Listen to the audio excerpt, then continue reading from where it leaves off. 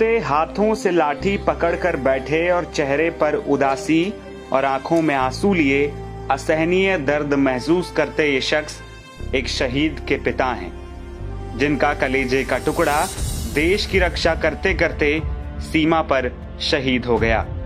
बिहार के एक और लाल नालंदा जिले के उतरथू गांव के सिकंदर राउत देश के लिए शहीद हो गए। वे जम्मू कश्मीर में तैनात थे। उनके शहीद होने से पूरे गांव में शोक की लहर दौड़ गई है। सिकंदर के पिता प्रताप राउत बेटे की शहादत पर गर्व महसूस कर रहे हैं। उनका कहना है कि बेटा देश के काम आया, इससे बड़ा सौभाग्य क्या हो सकता है। परिवार वाले सिकंदर का शव लेने के लिए रवाना हो गए हैं। गांव में पूरे सम्मान के साथ उनका अंतिम संस्कार किया जाना है।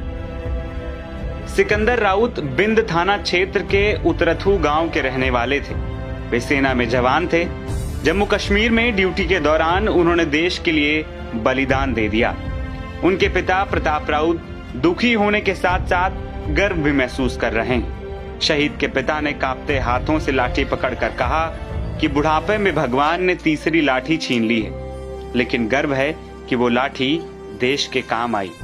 मेरे बेटे ने भारत माँ के लिए जान दी है, इससे बड़ा सौभाग्य किसी पिता के लिए क्या हो सकता है। वो मुठभेड़ गया है। कहाँ थे? कुपवाड़ा।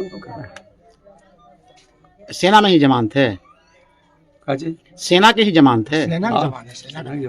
अच्छा, सूचना फोन पर खबर कौन दिया, किनको दिया?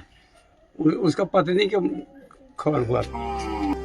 सिकंदर का पार्थिव शरीर जल्द ही गांव पहुंचेगा। इसके बाद पूरे सम्मान के साथ उनका अंतिम संस्कार किया जाएगा। सिकंदर पहले रांची यानी कि झारखंड में तैनात थे। पाकिस्तान के साथ तनाव बढ़ा तो उन्हें जम्मू कश्मीर के अग्रिम मोर्चे पर भेजा गया था और वहीं पर वो आतंकवादियों से लड़ते शहीद हो गए। गांव वालों ने बताया कि सिकंदर बचपन से ही साहसी और देशभक्त थे। उनका सपना सेना में जाने का था। उन्होंने अपना सपना पूरा किया और देश के लिए जान देकर गांव का नाम रोशन किया। सिकंदर 2 भाइयों में छोटे थे। उनके 2 छोटे बेटे भी हैं। वैसे ही गांव वालों की उनकी शहादत की खबर मिली, वे उनके घर पर जमा होने लगे।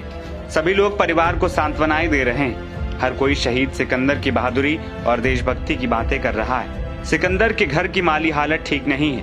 उनका घर भी सही से नहीं बना है। गांव के लोगों ने कहा कि सिकंदर राउत का बलिदान व्यर्थ नहीं जाएगा। उनकी शहादत हमेशा लोगों को प्रेरणा देती रहेगी। वह हमेशा लोगों के दिलों में जिंदा रहेंगे। सिकंदर जैसे वीर सपूतों के कारण ही आज हमारा देश और हम आप चैन की नींद सो पा रहे हैं। हमें उनकी शहादत को हमेशा याद रखना होगा।